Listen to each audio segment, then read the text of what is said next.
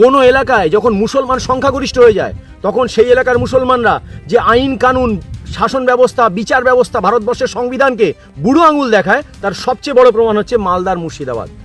এই মালদা মুর্শিদাবাদে এতদিন তারা বিভিন্ন রাজনৈতিক দলের সমর্থক ছিল, যখন তারা সংখ্যায় প্রচুর পরিমাণে বৃদ্ধি পেয়েছে তখন দেখুন নিজেদের জন্য একটা আলাদা রাজনৈতিক দল তৈরি করেছে। তাদের একটাই লক্ষ্য, পশ্চিমবঙ্গের ক্ষমতা দখল করা। আর এই লক্ষ্যের দিকেই কিন্তু তারা এগিয়ে চলেছে।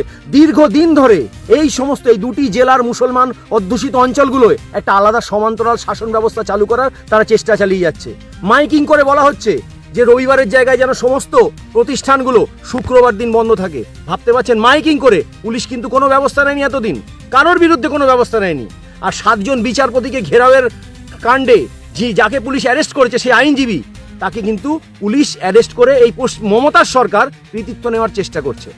আসলে কি জানেন, কৃতিত্ব নয়, তাকে অ্যারেস্ট করে পশ্চিমবঙ্গের সরকার তাকে সেফ গার্ড দিয়েছে। তার একটাই কারণ, যদি পশ্চিমবঙ্গ পুলিশ তাকে অ্যারেস্ট না করতো তাহলে হয়তো এনআইএ তাকে অ্যারেস্ট করতো, যাতে সে এনআইএর হাতে না যায়।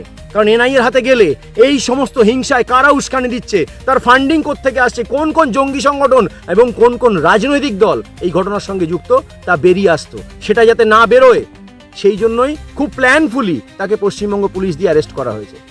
যদি তৃণমূল কংগ্রেসের নাম জড়িয়ে যায়, এই ভয় রয়েছে তৃণমূল সুপ্রিমোর, তাই তো অ্যারেস্ট করা হয়েছে এইভাবে।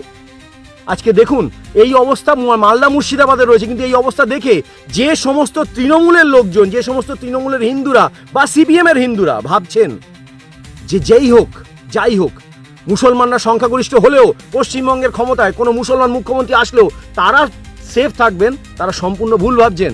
তারা সেফ থাকবেন না। ওই হরগোবিন্দ দাস, চন্দন দাস, তারাও কিন্তু বিজেপি করতেন না, তারা অন্য রাজনৈতিক সিপিএম করতেন। তারপরেও কিন্তু শুধু হিন্দু হওয়ার অপরাধে তাদেরকে খুন হতে হয়েছে ওই মুর্শিদাবাদের মধ্যে। তাই আমি সমস্ত তৃণমূলের হিন্দু এবং সিপিএমের হিন্দুদের উদ্দেশ্যে বলছি, নিজেদেরকে আপডেট করুন, সজাগ হন। এই আগামী আসন্ন বিপদের থেকে নিজেদেরকে রক্ষা করতে বিজেপিকে ভোট দিন। আমি এমন বহু তৃণমূলের লোককে জানি, তৃণমূলের হিন্দুদের জানি, যারা মুসলমান এলাকায় বাস করতো, তাদের পুরনো বাড়ি মুসলমান এলাকায়, মুসলমানদের অত্যাচার সহ্য করতে না পেরে তারা শহরমুখী হয়েছে। শহরে বিভিন্ন জায়গায় তারা বাস করে এবং এখানে এসে বিভিন্ন সুযোগ সুবিধা পেয়ে তারা তৃণমূলটাই করে। কিন্তু তারপরেও ওই মুসলমানদের অত্যাচার তারা কিন্তু ভোলেনি। আমি সেই সমস্ত মানুষদের উদ্দেশ্যে বলছি, কিছু সময়ের জন্য নিজের সুবিধা ভুলে যান, বৃহত্তর স্বার্থে ক্ষুদ্রতর স্বার্থগুলোকে পরিত্যাগ করুন। বৃহত্তর স্বার্থ এটাই যে পশ্চিমবঙ্গে একটা হিন্দুত্ববাদী সরকারের দরকার, একটা হিন্দুত্ববাদী সরকারের ক্ষমতা দখল করার দরকার। তাই আমি সকলের কাছে অনুরোধ করছি, আগামী দিন যাতে হিন্দুত্ববাদী সরকার হতে পারে, যাতে বিজেপির এখানে সরকার করতে পারে, আপনারা বিজেপিকে সমর্থন করুন। কারণ এই সমস্ত মুসলমান জিহাদিদের বিরুদ্ধে যদি কেউ লড়তে পারে, একমাত্র রাম ভক্তরাই লড়তে পারবে, অন্য কেউ কিন্তু লড়তে পারবে না, কোনো রাজনৈতিক দল লড়তে পারবে না। আমি তৃণমূলের ভাইদের উদ্দেশ্যে বলছি, আপনারা যদি আমার কথার মধ্যে কোনো মনে হয় যে আমি ভুল বলছি, একবার ভেবে দেখুন, নিজেদের পরিবারের, আপনাদের পরিবারের কোনো মেয়ে যদি আজকে আপনাদের সরকারে থাকা অবস্থায় যদি আপনাদের পরিবারের কোনো মেয়েকে কোনো মুসলমান ছেলে টোন করে বা তার দ্বারা কোনো মলেস্টেশন হয়, আপনারা আজকেও কিন্তু সেই মুসলমান ছেলের বিরুদ্ধে কিচ্ছু করতে পারবেন না। সরকারে থাকা অবস্থায়, দায়িত্ব নিয়ে বলছি, আপনারা সরকারে আছেন, তারপরেও কিন্তু কিছু করতে পারবেন না। কারণ ভোট বড় বালাই, আপনাকে করতে দেবে না আপনার দলের সুপ্রিমো।